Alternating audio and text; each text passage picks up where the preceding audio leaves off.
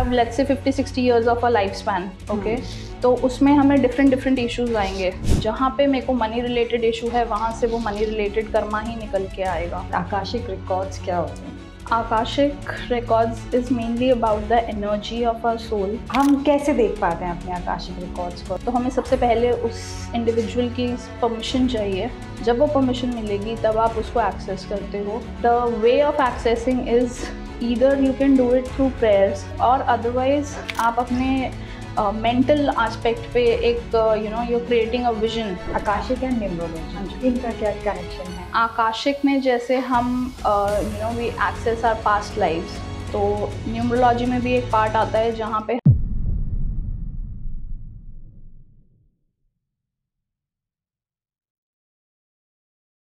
Hello दोस्तों, welcome to TVT podcast. आज हमारे साथ में हैं वर्षा ग्रोवर जी, जो कि आज आकाशिक रिकॉर्ड्स के बारे में बताएंगे। Because she is a Akashic record channel जो जिनके थ्रू वो आप आकाशिक रिकॉर्ड्स चेक कर सकते हैं, एंड न्यूमरोलॉजिस्ट भी हैं एंड टैरो रीडर।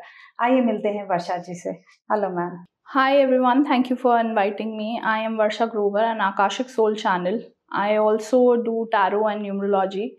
आज हम बात करेंगे आकाशिक रीडिंग्स के बारे में and how to access Akashic आपके फोबियाज से किस तरीके से डील करता है and other such important things which will help you with your soul growth. Varsha ji, Akashic records बहुत सुना है, बट आकाशिक रिकॉर्ड्स क्या होते हैं? Akashic records is mainly about the energy of our soul.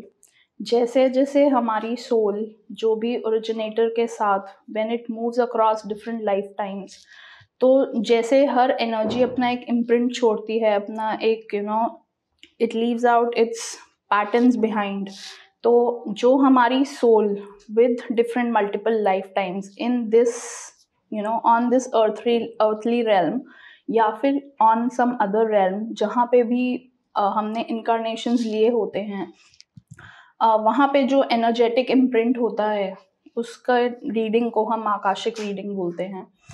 Akashic reading को आप you can it is the energetic database and you can consider it as the information super highway kind of a stuff, जहाँ पे आपको information का एक overload तो मिलेगा ही, because obviously आपकी इतनी लाइफ टाइम्स हुई हैं।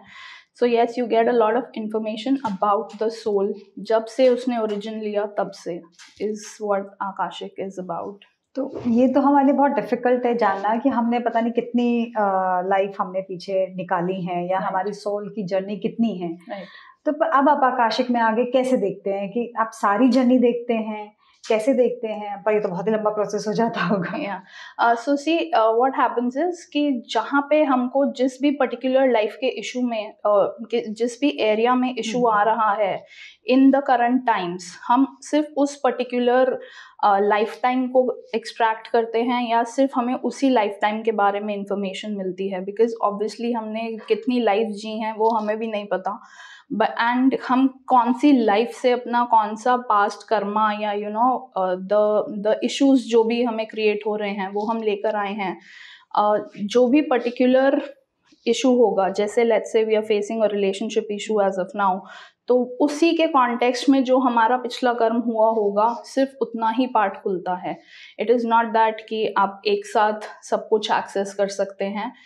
nobody can do it and it is not in good sense also कि आपको सब कुछ एक साथ इंफॉर्मेशन का ओवरलोड मिले। जैसे भी आपने बोला कि रिलेशनशिप अगर जो पिछला करना है हमें वो समझ आता है, बट जहाँ तक अब कुछ मतलब हमारे वैदिक हैं वो ये भी बोलते हैं कि कर्मा एक नहीं, बहुत सारे लास्ट पता नहीं कितने उसमें लाइफ टाइम से वो ट्रैवल हुआ है।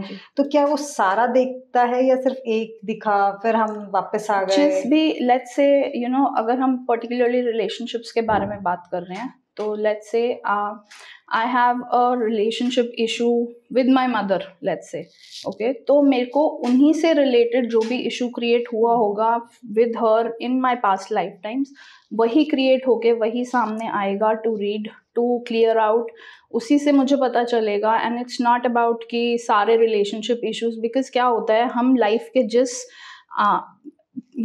पर्टिकुलर पॉइंट पे अभी हम चल रहे हैं वहाँ पे हमें क्या चीज़ क्लियर आउट करनी है वो उसी के बारे में हमें बताता है। So yes, the relationships for that matter money also.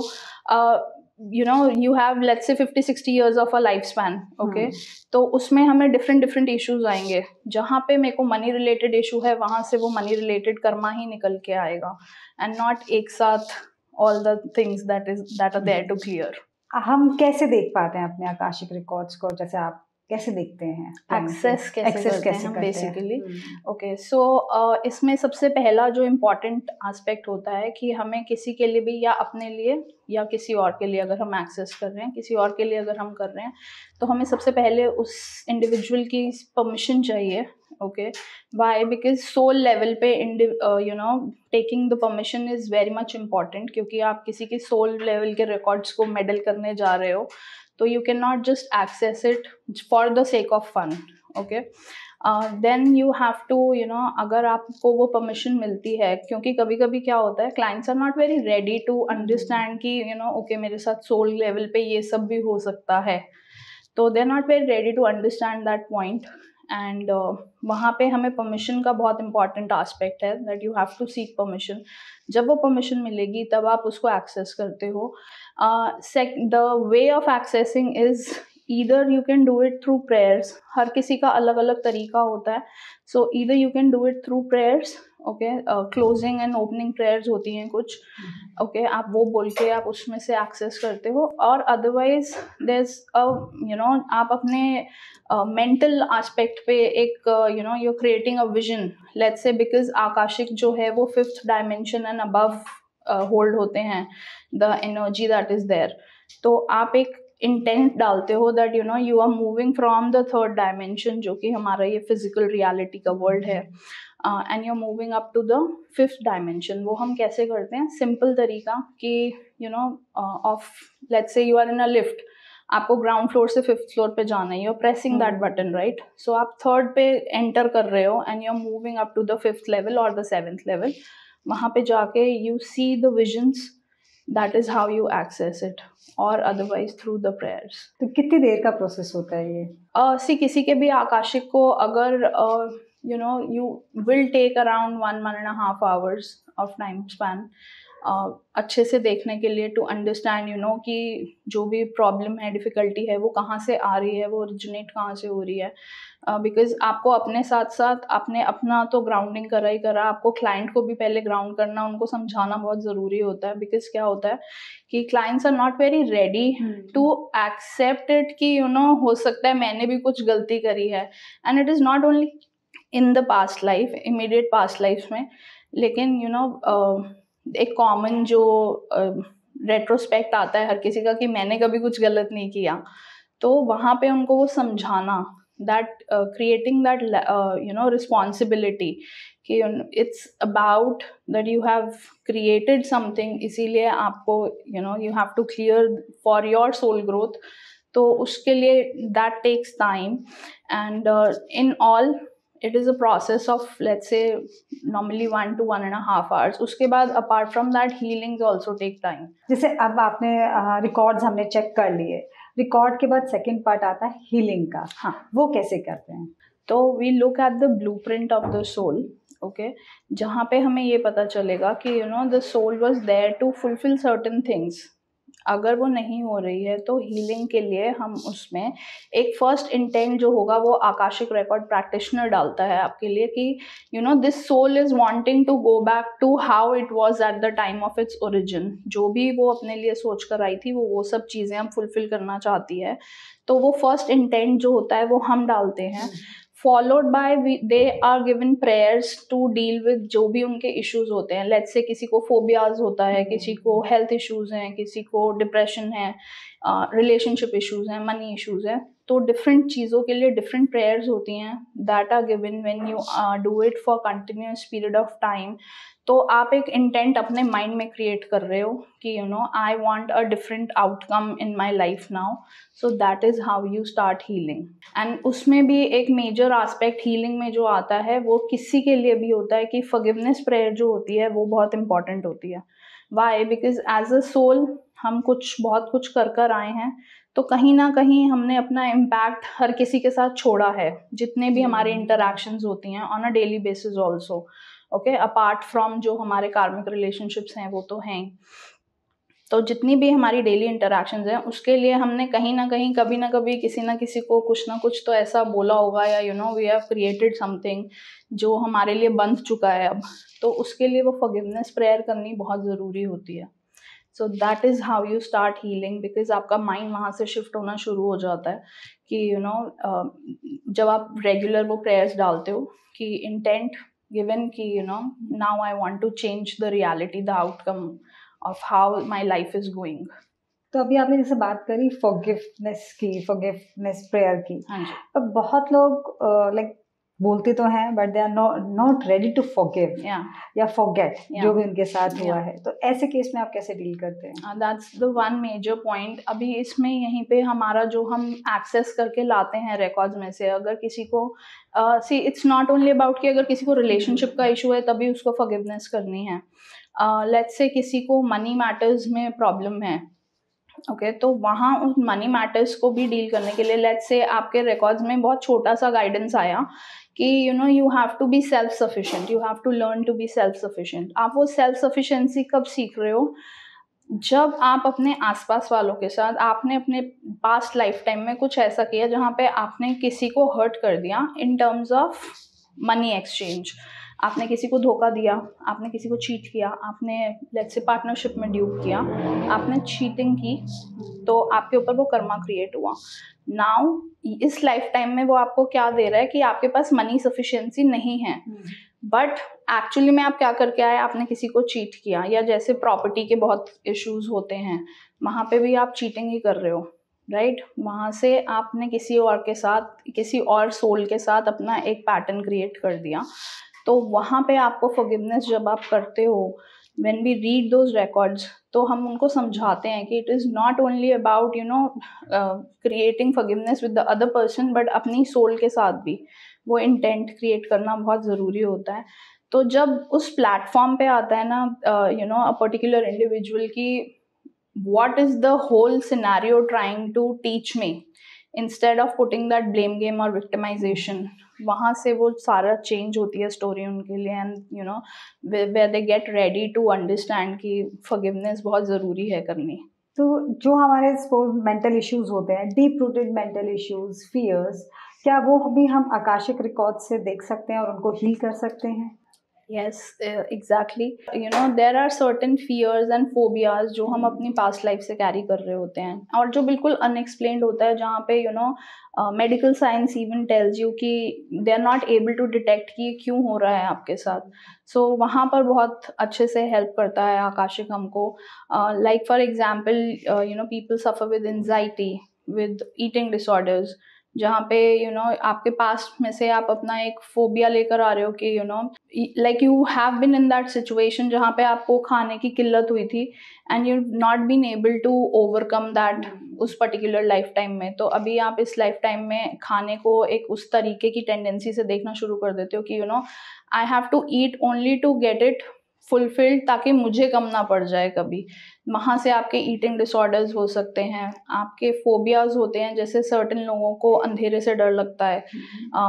People like my own case, I have a fear of going to the mountains. वो कहाँ से आया था? Because in I have seen when, जब मैंने अपना आकाशिक किया कि through in one of my past life where I was a monk, तो I died in a landslide. वहाँ से वो फियर आया माउंटेन्स को लेके कि जहाँ पे मैं ट्रैवल करना ही पसंद नहीं करती थी माउंटेन्स पे। But as you go through, जब आप उसको हील करना स्टार्ट करते हो, तो आपका वो जो फियर होता है वो धीरे धीरे कम होता जाता है, and you are able to come out of that resistance. या फिर मेजरली जो भी होते हैं, could be because of guilt also, कि अगर हमें गिल्ट की टेंडेंसी हो जाती है कि हमने कुछ कैरी किया बट हम उसको फुलफिल नहीं कर पाए, हमारा कोई प्रॉमिस था जिसको हम फुलफिल नहीं कर पाए, वहाँ से भी एंजाइटी और डिप्रेशन जैसे इश्यूज जो हैं वो क्रिएट होते हैं। And yes, they can be beautifully cured through Akashic healings.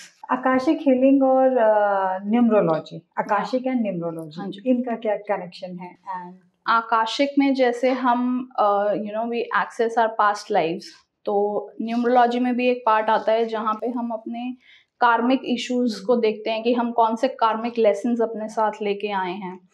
तो जो भी मेजर इश्यूज होते हैं किसी के भी लाइफ में are related to either your relationships, to your finances, आपका हेल्थ इशू हो गया.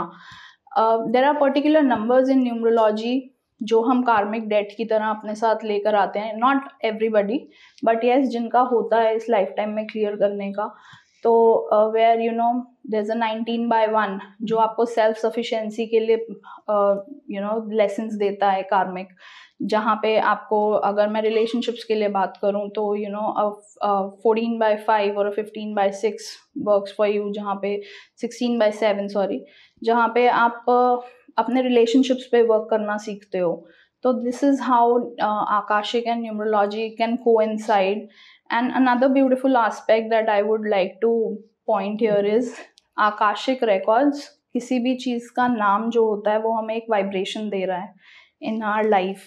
आकाशिक की जो वाइब्रेशन है, जिसको अगर हम टोटल करते हैं, राइट, कुछ वॉवल्स होते हैं, कुछ कॉन्सोनेंट्स होते हैं हमारे नेम में, जिससे कि हमें एक टोटल वाइब्रेशन पता चलती है कि क्या निकल कर आ रही है. आकाशिक की vibration, vowels comes to an 11. Records की vibration comes to an 6, no sorry 5, to a 5. So 11 and 5 total comes to a 16. Okay, again a 7. 11 जो है वो हमें स्पिरिचुअलिटी देता है, वो हमें एक वाइडर पर्सपेक्टिव देता है, वो हमें कनेक्टिविटी सिखाता है. 5 जो होता है टॉक्स अबाउट योर फ्रीडम. 5 का number he it is about freedom, जहाँ पे हमारी फ्री विल की फ्रीडम दे रहा है वो हमको. सिमिलरली विद द रिकॉर्ड्स, अगर हम रिकॉर्ड्स का टोटल करते हैं, again vowels comes to an 11, same thing. The records का कॉन्सोनेंट्स का total comes to an 8. Okay, 8 gives you that infinite, infinity में एग्जिस्ट कर रहे हैं वो रिकॉर्ड्स. एंड आपको कितनी the amount of leadership that you require कि आपको अपनी लाइफ में जो भी कुछ हो रहा है उसको कंट्रोल में लेने के लिए. तो अगर हम आकाशिक और रिकॉर्ड्स को सम अप करते हैं तो it is about your spiritual leadership. आप किस तरीके से आगे लेकर आ सकते हैं, and to access your free will जो हर इंसान के पास है. आप जितना उसको अच्छे से यूज़ करेंगे, आपको उतने बेटर रिजल्ट्स मिलते हैं फ्रॉम आकाशिक. तो आकाशिक रिकॉर्ड से क्या हमारा अवेकनिंग प्रोसेस भी स्टार्ट हो सकता है, या हमारे लाइक हमारा डिवाइन कनेक्शन या स्पिरिचुअल जर्नी वहाँ से बिगिन हो सकती है? एब्सोल्युटली, बिकॉज हाउ कि अगर हम आकाशिक को देखते हैं, this is something which is beyond time and space, right. अगर हम अपनी जितनी भी प्रॉब्लम्स हैं उनसे डिटैच होके एक हायर एंगल व्यू लेना शुरू कर देते हैं चीज़ों पे, जहाँ पे let's say simple analogy of a plane flying. जैसे जैसे वो ऊपर ऊपर जाता रहता है, आपको नीचे की चीज़ें बहुत छोटी छोटी दिखनी शुरू हो जाती हैं. तो सेम थिंग, जब आप अपनी इश्यूज़ को एक हायर पर्सपेक्टिव से देखते हो, कि आपको समझ आता है कि ये मेरे साथ हो क्यों रहा है, इंस्टेड, और कि वो आपको क्या सिखाना चाहता है उस पूरी इशू से. जब हम वहाँ से देखना शुरू कर देते हैं हायर व्यू पॉइंट, तब हमको वो एनलाइटमेंट, वो ग्रोथ अपने आप आनी स्टार्ट हो जाती है. And this is how Akashic helps you.